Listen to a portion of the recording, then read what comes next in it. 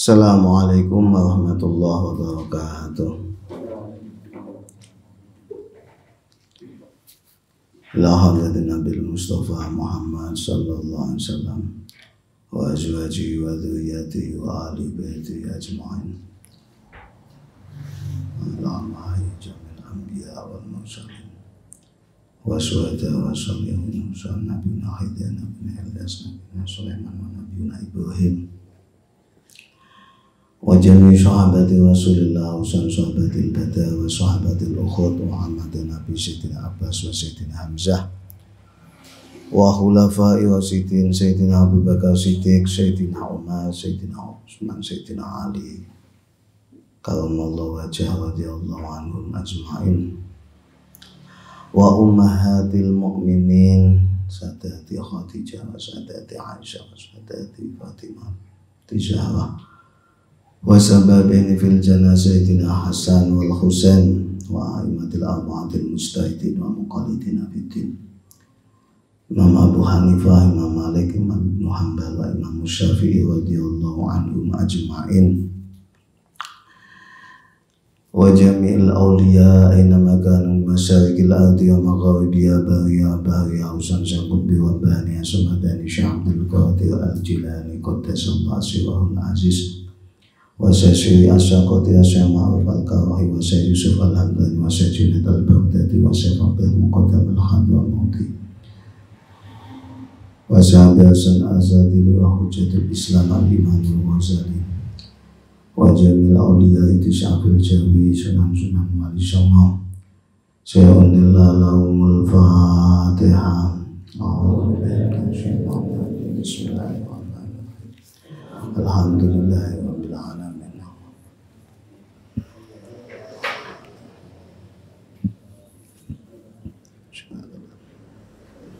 Ghairil maghdubi alaihim waladdallin. Tsumma ilhamdulillahir rahim. Man ajazana min ulama'ina wa masyayikhina ila muntaha khususan mu'assis jami'atil hadratil ulama sebagai ulil kalam bagi Hasyim Hasan bahwa Basbullah babi Samsuri sebagai Mas Kumambang wa jami'i mu'assisi ma'atil ulum bagi Tulkahin bagi Mazuki bagi Mahusani bagi Jauhari Fadal sebagai Itus Mazuki sebagai Masuk Jauhari sebagai Imam Yahya sebagai Baru sebagai Toa sebagai Aziz Mansur wa zawjati ma'usuli ma'fumi wa mantasaba ilaihim wa mu'asisi ma'adil hidayah lasem sebagai maksum wa zawjati wa usuli wa fumi wa mantasaba ilaihim wa jati sebagai Siti sebagai Zaka sebagai Asnam sebagai Samu'an sebagai Nurjuli Amah sebagai Untung Sobati Wajati sebagai Nawa sebagai Itulah Sidik sebagai Salim Atid Mantingan Fatin Syahid sebagai Nuiman sebagai Fatin Masruya Putra sebagai Sultan Tegal Aun sebagai Sultan Agung Wazujati Ma'usuli Ma'fu'i Ma'mutasaba ilaihim wa jati sebagai hudur sebagai talawatu jamal sebagai munawah innallaha yu'ali darajatahum bil jannah a'adallahu alaina min barakati makaromati ma'aswari ulumi bitarja'an lillah lahumul fatihah.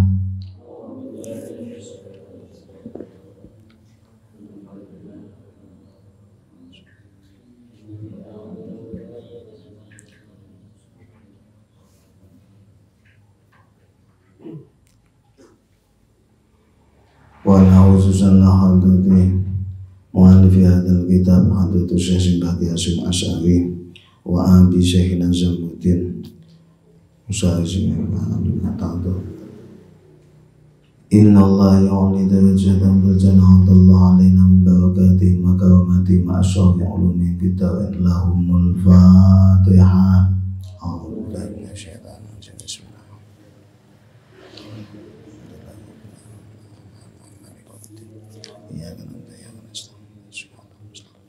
Siratal ladzina an'amta 'alaihim ghairil maghdubi 'alaihim waladdallin. Bismillahirrahmanirrahim. Qala mu'alifu rahimahumullahu ta'ala wa nafa'ana bi'ulumihi fid dharaini amin. Bismillahirrahmanirrahim. Wa Rabi'a asyara utai kang nomor 14. Wa Rabi'a asyara utai kang nomor 14 iku ayyakuma yenton jumenengi sapa alim, jumenengi bi idhari sunani kelawan jelasaken pira-pira kesunahan, wa imatatil bid'ah ilan mateni pira-pira bid'ah, wa imatatil bid'ah ilan mateni pira-pira bid'ah, wa bi umuri dini lan jumenengi kelawan pira-pira masalah agama, wa malan masalah utawa perkara fihi kang iku tetep ing dalem masalihul muslimina utawi pira-pira kemaslahatane wong muslim, oleh jumenengi alat tariqi ing atase dalan, alat tariqi ing atase dalan al ma'rufi kang den weruhi, atau al ma'rufi kang den al ma'rufi kang kinawuan baguse, al ma'rufi kang kinawuan baguse syar'an ing dalem agama, al ma'rufi to kang den biasaake adatan ing dalem kebiasaane watok lan ing dalem wateke, wala yaudolan wa wido sapa alim min af'ali saking pira-pira penggaweane alim adh-dhahirati kang batila wal batinati lan kang batin, wa wido bil jaiz iklan perkara kang wenang min huma saking karone adh-dhahirah wal batinah, bal yakhudu balik ngalap sapa ngalim, bal yakhudu balik alap sapa alim nafsahu ing awak dhewe alim bi ihsanihi makelan luweh bagus-baguse adh-dhahirah wal batinah, wa akmaliha lan luweh sempurnane dhahirah wal batinah. Ngopo kok ngono? Fa innal ulama akono temen sedune wong alim, fa innal ulama akono temen sedune pira-pira wong alim iku hum utawi al ulama iku al qudwatu panutan, iku al qudwatu panutan, wa ilaihim lan maring ulama al marja utawi nggon bali fil ahkami ing dalem pira-pira hukum, wa hum utai ulama iku hujjatullah dadi dalile Gusti Allah alal awami ing atase pira-pira wong kang umum utawa wong bodho, alal awami ing atase pira-pira wong bodho, wa qad yuqibuhum terkadang niti-niti hum ing ulama sapa man wong Sulaiman la ya'lamuna kang ora weruh sapa ulama ing man.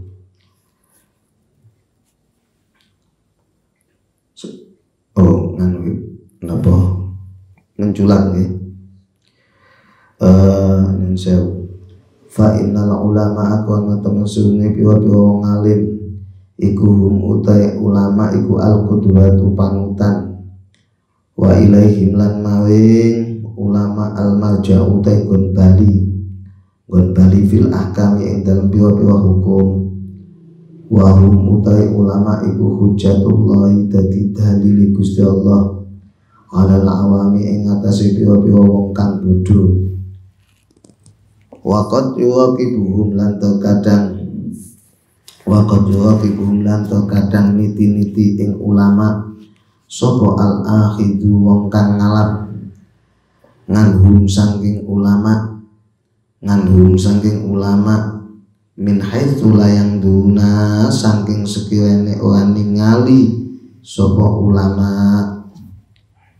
wayak tadilan anut bihudahum kelawan pituduhe ulama sapa sing manut man wong Sulaiman la ya'lamuna kang ora ngerti sapa ulama ing man fa idza lam yantafi mongko ing dalem nalikane ora ngalap manfaat sapa al alim wong kang ngalim wong kang ngerti ora ngalap manfaat bi ilmi kelan ngelmune ngalim fa ghairu mongko liyane ngalim iku abadu luwe adoh minal intifai saking ngalap manfaat bi kelawan ngelmu wali hadza lan kono ae iki lam yantafi idza lam yantafi azumat mongko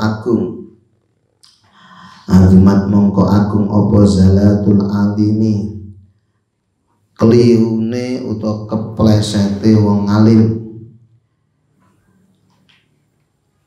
lima kono poko Sulaiman ya tawattabu kang dadi kaurut-urutaken apa mah alaiha ing atase zalatul alim nyatane minal mafasidi saking pira-pira kerusakan liktida innasi kono anu te menungso bi kelawan alim yo.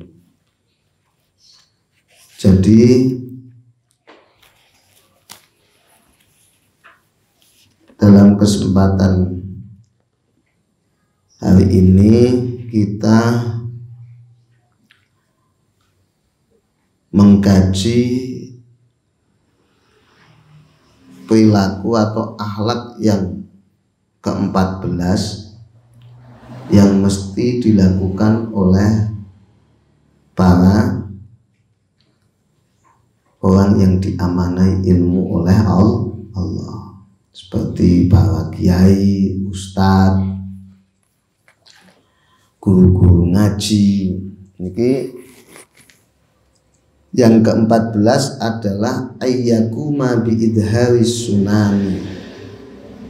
Seorang kiai, seorang ulama, para guru-guru ngaji itu harus senantiasa napa idharis sunan,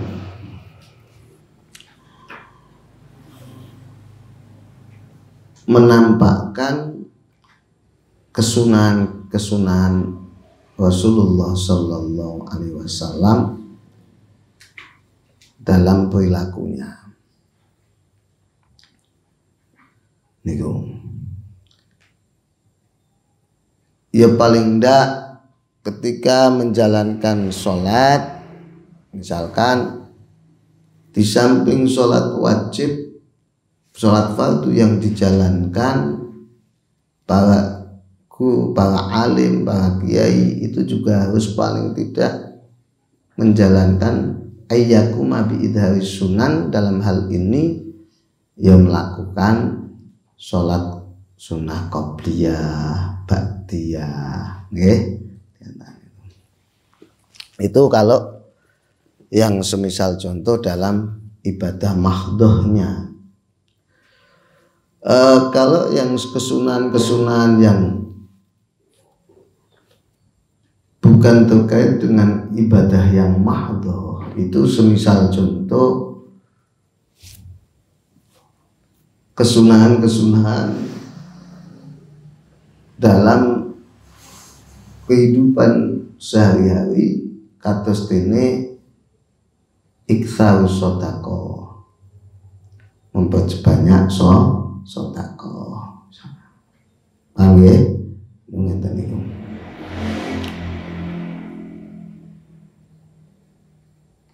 Itu sudah menjadi perilaku yang semestinya dijalankan oleh para ahlul ilmi.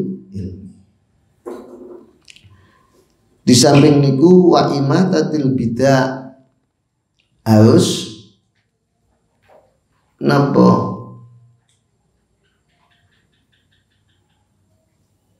meniadakan praktek-praktek kebid'ahan. Jadi seorang kiai, seorang guru ngaji, seorang ulama itu harus menjauhkan masyarakat dari praktek-praktek kebid'ahan.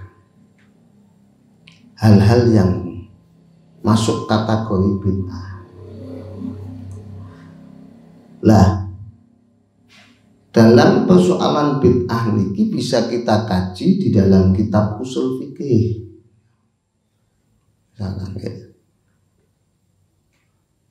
Jadi pengertian bid'ah niku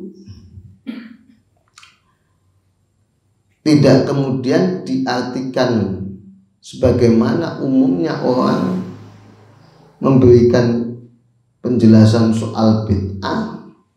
Semisal ada yang memberikan definisi sesuatu yang tidak dijalankan oleh Rasulullah Sallallahu Alaihi Wasallam itu bid'ah. Kalau kemudian seperti itu, akhirnya mudah memberikan pentahkiman atau penghukuman yang sembrono. Bagaimana dikit-dikit bid'ah. Misalnya contoh, nek nganggo niku ya misalnya kayak wong Nabi itu tidak pernah membaca maulud, maka wong mauludan ini bid'ah. Nabi tidak pernah tahlil, maka orang yang bertahlilan itu ya bid'ah. Lah kalau kemudian dasarnya hanya Nabi tidak menjalankan, niki ya repot. Padahal penjelasan tentang bid'ah banyak sekali pengertian para ulama tentang bid'ah ini. Kemudian kesepakatan para ulama ahli fikih, ahli usul yang ada di golongan ahli sunnah wal jamaah itu jelas, sudah jelas.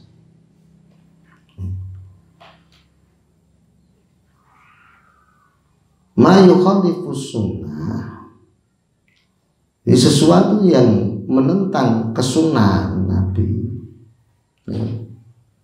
Ini memang bisa dikategorikan bid'ah. Nah, harus didalami tentang pengertian sunnah itu sendiri. Okay. Sunnah itu apa toh? Fi'lun wa qaulun Nabi Muhammad sallallahu alaihi wasallam wa taqriru niku nggih masuk sunnah. Paham kan? Jadi sesuatu yang kemudian dikerjakan, diucapkan Nabi dan ditetapkan oleh Rasulullah sallallahu alaihi wasallam atau sikap khusus Rasul tentang persoalan itu juga namanya sunnah misalnya. Dan besok kita bahas lebih lanjut soal bid'ah ini. Artinya kemudian kebanyakan ahli sunnah wal jamaah itu mengkategorikan bid'ah dengan nanti ada sesuai dengan hukum yang ada yang mengkategorikan memang bid'ah itu ada dua, bid'ah hasanah dan bid'ah sayyi'ah. Dan gitu ya. Contoh misalkan di masa Nabi yang namanya ribat pesantren ini tidak ada, karena taklim itu para sahabat langsung kepada Nabi. Kemudian di sini banyak kiai mendirikan pesantren maupun juga bid'ah. Kemudian masuk kategorinya apakah dikategorikan bid'ah yang sayyi'ah, yang dolalah misalkan, seperti yang dijustifikasikan banyak orang itu sing ngaji ning rapate hatam misalnya, Lampung misalnya. Ya tidak. Maka kayak bina uribat itu masuk kategori ya bid'ah hasanah. Bid'ah sayyi'ah yang kemudian dolalah itu adalah yang memang kemudian menyimpang dari sunnah Rasul. Ya, misalnya yang tadi. Kemudian diperjelas lagi di dalam bid'ah hasanah itu pun nanti terklasifikasi sebagaimana ahkamul Islam yang ada. Besok kalau zaman dulu sempat ngaji juga Risalah Ahli Sunnah wal Jamaah punya Ibnu Basim, di sana kan dijelaskan ada yang kemudian dikategorikan bid'ah itu yang napa, yang wajib, bid'ah yang justru napa sunnah, ada yang napa makruh, gitu kan misalnya. Kemudian ada yang haram, ada yang kategori itu mubah misalnya. Nah kalau kemudian dijelaskan bid'ah itu adalah segala sesuatu yang tidak dijalankan Nabi, maka dikategorikan sebagai bid'ah. Wa kullu bid'atin dolalah wa kullu dolalatin finnar misalnya. Kullu bid'atin dolalatun wa kullu dolalatin finnar misalkan. Seperti itu, dikategorikan seperti itu, ya rampung kan. Bahkan orang yang mengejas seperti itu pun akan masuk kategori bid'ah. Wong saiki sing ngomong seperti itu, kemudian dia ngomongnya di depan televisi misalkan, dan di sana kemudian dia itu memakai sarana prasarana yang ada kayak misalnya mikrofon atau apa. Ini nang zamane Nabi ya ora ono, berarti nganggo mikrofon, nganggo mic ngene iki Bang ya bid'ah. Bid'ah sing salah, ya enggak? Atau kalau diartikan letterlek seperti itu, semisal perilaku Rasulullah Shallallahu Alaihi Wasallam ketika menjalankan haji, ini namun tindakan atau kagem unta Kanjeng Nabi ini. Maka kalau dikategorikan di bid'ah itu didefinisikan sesederhana itu, maka wong sing al-hujjat min Indonesian ilal Makkatul Mukarramah wal Madinah biwasa ilit tuyo ta'irah, dengan wasilah pesawat terbang ya bid'ah. Wong hajine kudune mlakune nggo, nek ora mlaku ya nganggo unta, kok kowe nganggo pesawat. Zamane Kanjeng Nabi ngono pesawat, ngono. Ya enggak? Jadi tidak seperti itu kategori bid'ah. Maka disinilah ulama harus menjelaskan, karena memang salah satu akhlak ulama itu harus menjelaskan kesunahan Nabi, juga menghilangkan praktek-praktek bid'ah yang ada. Bon. Wa bi umuri dini wa ma fihi masalihil muslimin ala tariqi al-ma'ruf syar'an al-ma'ruf adatan wa tab'an. Di samping harus menjelaskan dengan wujud perilaku menjalankan kesunahan-kesunahan, menghilangkan kebid'ahan, para ulama ini juga harus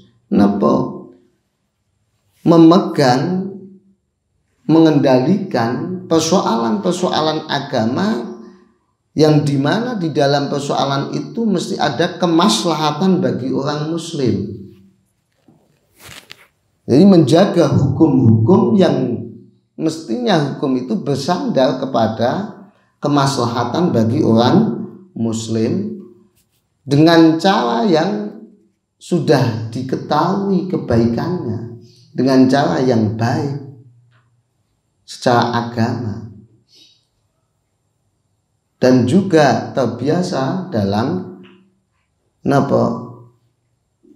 tinjauan adatan, kebiasaan dan karakternya. Lah dalam hal ini penting. Jadi sing saged menilai ini maslahah atau tidak niku nggih para alim ulama, para kiai. Menentukan hukum-hukum itu harus berdasar pada maslahah. Mahiyal maslahah kan kon. Sehingga muncul sebuah pertanyaan, apa maslahah itu? Apa tuh kemaslahatan itu? Kemaslahatan itu apa? Ini hanya akan Anda bisa kaji sampai ketahui kalau jenengan belajar usul fikih dan fikih. Apa itu maslahah?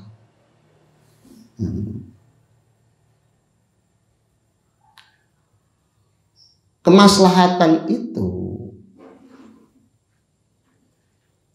kemaslahatan yang ada di dunia ini tidak lepas dari penjagaan pada 5 hal. Inilah yang nanti akan dikategorikan maslahah. 1, hifdzuddin, menjaga agama. Tugas seorang alim itu paling tidak juga harus tahu persoalan ini ada enggak penjagaan dalam persoalan agamanya. Misalnya. Kemudian yang kedua adalah hifdzul aql, menjaga akal. Tugas-tugas agama ini hifdzuddin, hifdzul aql. Yang ketiga hifdzun nasl, menjaga keturunan. Yang keempat hifdzul ird. Ird itu menjaga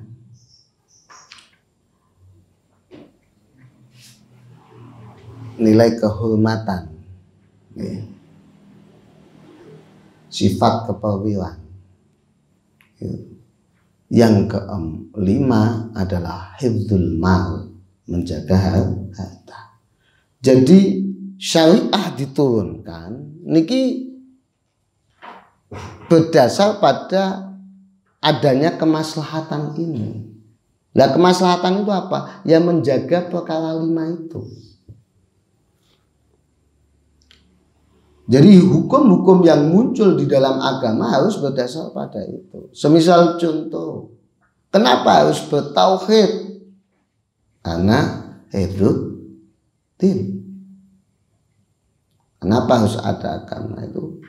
Tauhid kita itu hifdzuddin. Kenapa harus bersyahadat lah misalkan ya? Itu kan arahnya ke sana. Semisal contoh ini. Kenapa harus, kalau hukum orang yang membunuh ini kok dihukumi haram dan nanti akan dikisos, dibalas dengan dibunuh dan enggak ya harus bayar diyat misalkan. Karena di situ ada namanya hifdzun nafas, menjaga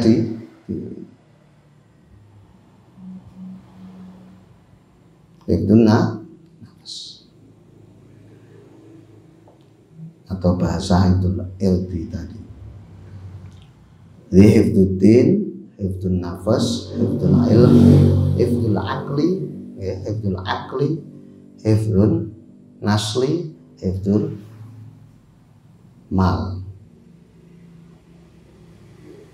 Kenapa ketika minum minuman keras, kemudian narkoba itu diharamkan? Karena zawalul aql, itu hal-hal yang menghilangkan akal. Sementara kemaslahatan harus menjaga akal. Kenapa hukum aborsi itu haram? Karena tidak menjaga keturunan. Kenapa nikah itu sunnah? Karena akan memunculkan penjagaan nasl, keturunan tadi. Paham betul? Dan seterusnya. Kenapa mencuri harus dipotong tangan? Karena hifdzul mal. Itu namanya maslahah. Atau yang sering di dalam kitab fikih kita kemudian temukan atau dalam tafsir-tafsir yang ada, itu misalkan ada pengertian fihi maknan. Dalam hal ini ada makna. Lah, maknan yang dimaksud itu adalah maslahah ini. Salah satu di antara 5 tadi. Mesti. Nah, ini maslahah ngeten niku. Penting kita harus mengetahui itu. Lah, terus wala yadhu min af'alihi ad-dhahi wal batinah bil jaiz minha. Seorang alim, seorang kiai, seorang guru, seorang ustadz itu tidak harus mereka tidak hanya puas atau ridho hanya menjalankan perbuatan-perbuatan baik secara zahir atau batiniyah, amaliyah zahir dan amaliyah batiniyahnya tercukupkan hanya dengan perkara yang boleh saja, hanya sing jais, yang penting lakoni sing jais. Enggak, melainkan bal ya'khudhu nafsahu bi ahsanihima wa akmalihima. Kalau posisi orang itu sudah menjadi ahlul ilmi, misal contoh kados para kiai alim ulama itu, mereka harusnya sudah tidak puas hanya dengan menjalankan amaliyah sing sifatnya boleh, tapi harus lebih baik dari itu dan lebih sempurna dari itu. Paham tak? Contohnya ya orang cukup sing penting gugurke kewajiban, pokoknya iki nek wenang ya wis, nek oleh wis tak lakoni misalnya. Ya makan misalkan, makan kemudian boleh. Ya dumeh kiai mangane wake pol ya ora oleh kan. Dadi ini. Nah, mendekati kenyang niku kan berarti wis ndak ikhtiar bagi dia. Ya nek pun mangan ya aja sampai wareg. Nah, itu berarti ihsan kagone kiai tadi. Paham mboten? Wah nek mangan yo kudu wareg ngene. Nek untuk orang umum silakan wareg niku apa-apa. Sampai wareg, sampai kenyang itu enggak apa-apa makan itu. Melebihi kenyang itu berarti wis napa? Enggak boleh. Israf. Haram. Paham betul? Padahal perilaku itu mubah. Boleh, jaizah. Lah, hal-hal yang seperti itu harus dijaga juga oleh para alim ulama, para kiai. Besok kalau penjenengan diamanai oleh Allah pulang menjadi orang-orang yang terpilih untuk menyebarkan ilmunya, ini hal seperti itu harus dijaga. Artinya kita jangan puas hanya menjalankan perbuatan yang jaizah syar'an, tapi harus lebih melakukan yang lebih baik dari itu atau lebih sempurna dari itu. Hal itu baik yang secara nampak dohir, amaliyah dohiriyah atau batiniyah. Misalnya ya contohnya enak wiridane wong umum ya sing penting sebagaimana yang dianjurkan Nabi Muhammad sallallahu alaihi wasallam nek badhe salat wis sing penting ana napa maca tasbih 33 hamdalah 33 takbir 33 ditutup kalimat thayyibah ndonga itu umum. Batiniyah niku umum sekali. Tapi nek kanggone kiai koyo harus dilebihkan dulu. Tidak cukup hanya dengan itu. Riyadhah batiniyahnya juga harus misalkan membaca Al-Qur'an. Ya. Zikir, sholawat. Paham betul? Misalnya. Nah, yang perlu digarisbawahi tentu iki kula menjelaskan tentang panjenengan dalam konteks mengamalkan sesuatu atau mengambil hukum misalkan, memang seorang kiai ini harus lebih ikhtiar untuk dirinya. Tapi nek kalau umum harusnya lebih longgar. Contohnya ya, nek ngamal ya kudu nek nggo kanggone dhewe. Seorang kiai itu atau ustadz itu ketika menjalankan sholat ya harus betul-betul. Semisal contoh ini sunnah, sholat sunnah.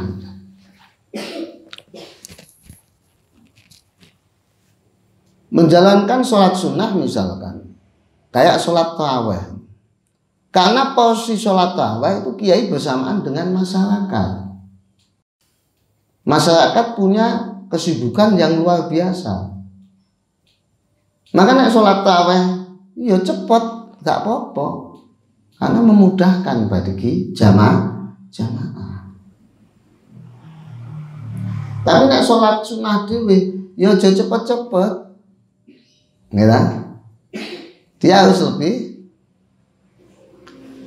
ikhtiar. Paham betul? Karena dawuhnya kan yasiu wala tu'asiu.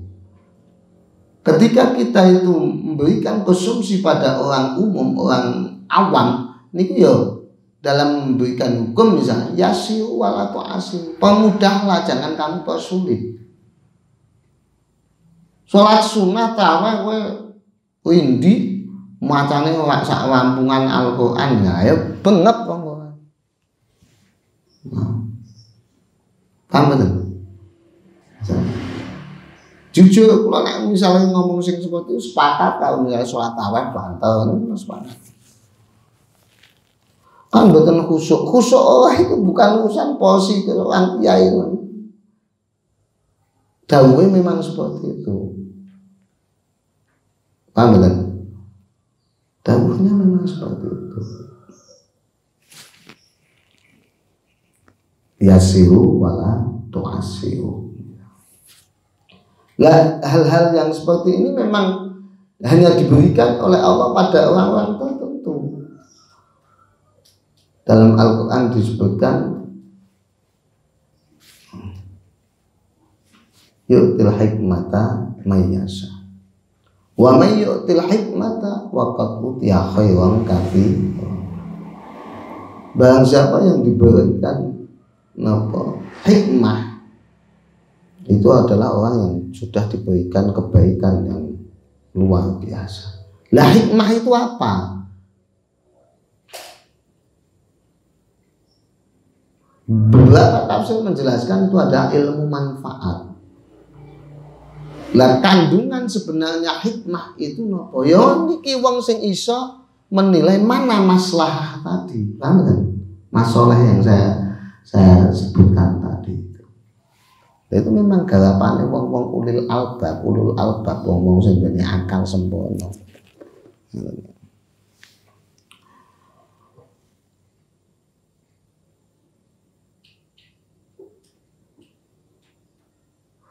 Bon, misalnya seperti itu. Lah kenapa harus mengambil bi'ahsani hawa akmaliha nek bagi seorang alim, seorang kiai untuk porsi dirinya? Fa innal ulama humul qudwah wa ilaihim marja'u fil ahkam. Karena sesungguhnya para kiai, para alim itu adalah panutan, dan wa ilaihim al marja'u fil ahkam, dan segala hukum-hukum itu mesti akan dikembalikan pada mereka. Pola pikir, perilaku para kiai, pengembalian hukum akan ke sana. Wa hum hujjatullah 'alal awam. Di samping itu para ulama, para kiai itu menjadi dalilnya Allah di muka bumi, di alam ini. Jadi para kiai itu menjadi hujah atau petunjuk, dalil dari Allah untuk orang-orang bodoh di dunia ini yang terjadi. Di samping itu waqad yuqibuhumul aqidu anhum min haitsu la yanzurun. Dan kenapa dia harus lebih menjalankan hal yang lebih baik ketika dijalankan oleh dirinya, mengambil perilaku-perilaku yang lebih baik untuk dirinya? Karena terkadang orang itu akan mengambil perilaku para kiai itu dari sisi kiai itu sendiri tidak tahu. Semisal contoh ana seorang alim fatwa misalnya. Ngerti-ngerti jarine alim fatwa dengan pemikiran saya, maka karena di dalam Al-Quran tidak disebutkan dan dalam beberapa nas Al-Quran tidak ada penyebutannya sing jenenge asu ini halal misalnya, yo geger karena dia hanya belajar lewat Al-Quran saja, tidak melalui pendekatan piranti dalam istidlal di dalam Al-Quran. Wa nganggo usul fikih, wa nganggo pendekatan fikih. Ayo muncul harusnya nang Quran kan yang diaman hormat alaikumul maitatu wa damu wa lahmul khinzir wa ma uhilla min ghairillah. Lagu lak wae kalep wae neng. Asu kan disebut ke karo pengiran. Sing disebutke ming celeng misalnya. Dadi sing ngalam ya ming celeng misalnya. Ya usah. Sementara nanti ada penjelasan kalau kita belajar usul fikih piranti pendekatan dalam nas Al-Quran atau hadis, kita kan harus melakukan piranti pendekatan lewat usul fikih atau manhajul fikih para fuqaha. Itu penting. Bahasa ada yang tertipu.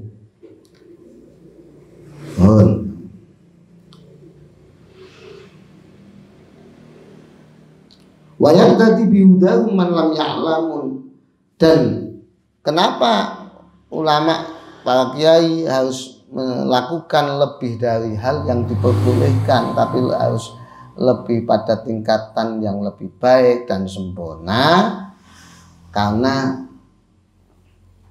para ulama itu adalah diikuti posisinya sebagai orang yang menjadi panutan orang-orang yang napa kiai-kiai itu pun tidak tahu kan menjadi panutan. Wong nek wis ngalir ngomong apa yang menjadi panutane wong akeh, maka harus lebih dalam berfatwa misalnya, ya harus lebih hati-hati misalnya, wah sembarangan berperilaku ya harus lebih baik dibandingkan orang-orang awam. Titik katanya sedikit berbedanya. Nek wong awam baik, kowe lebih bahagia itu harus lebih baik. Ada lebih ini.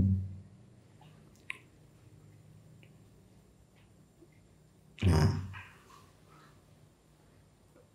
la fa idza lam yantafi'ul 'alim bi ilmihi fa ghayru ab'adu minal intifa' bihi. Maka tatkala seorang alim itu tidak memanfaatkan ilmunya, maka bagaimana dengan seorang yang bukan enggak alim? Maka akan lebih jauh untuk memanfaatkan ilmu. Jadi yang bertugas harus memberikan kemanfaatan ilmu, mengamalkan ilmu, intifa di dalam ilmu, penyebaran kemanfaatan ilmu, itu adalah seorang orang yang punya ilmu.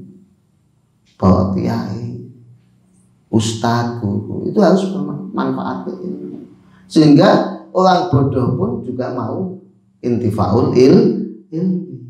Lah nek saiki sing pinter sing anu wis ora nganggo ilmu, mboten nglakokke ilmune, ora ngamalke ilmune. Sing wong bodoh-bodoh ngamalke. Paham mboten? Jadi harus seperti itu. Ketika seorang santri itu belajar, diomongke dinisbatkan sebagai santri, orang yang sedang mendalami ilmu agama. Kemudian dalam menjalani proses itu dia sudah tidak mengamalkan ilmunya. Sing wong du pondokan piye? Paham kan? Jadi nek wis nang pondok ya damalke ilmune. Sehingga orang yang di luar sana akan melihat, oh seperti ini toh nek nang pondok. Paham kan? Walihadza 'azamat zalatul 'alim lima yatawattabu 'alaihi minal mafasid liktida'in nasibi. Karena hal ini bahwa seorang alim harus memanfaatkan ilmunya karena dia diikuti banyak orang. Misalnya azumat zalatul alim, kesalahan seorang alim itu akan menjadi besar. Kenapa? Karena akan berurutan orang-orang yang mengikuti kesalahan itu bertambah. Seorang kiai salah, diikuti kalau muridé, yo ana muridé banyak. Wah, iku apa ndewek kiai ku ngene ya. Kiai ini iku salah ya, kabeh muridé dadi salah. Penyebab salah siapa? Kiai. Maka menjadi besar. Jadi tugas dan konsekuensi menjadi seorang kiai itu bahaya. Seorang guru lah katakanlah, ini nggih besar tanggung jawabnya. Salah pisan itu ya tanggungannya medeni. Paham betul? Ngoten nggih. Wal khamisah wallahu a'lam bishawab.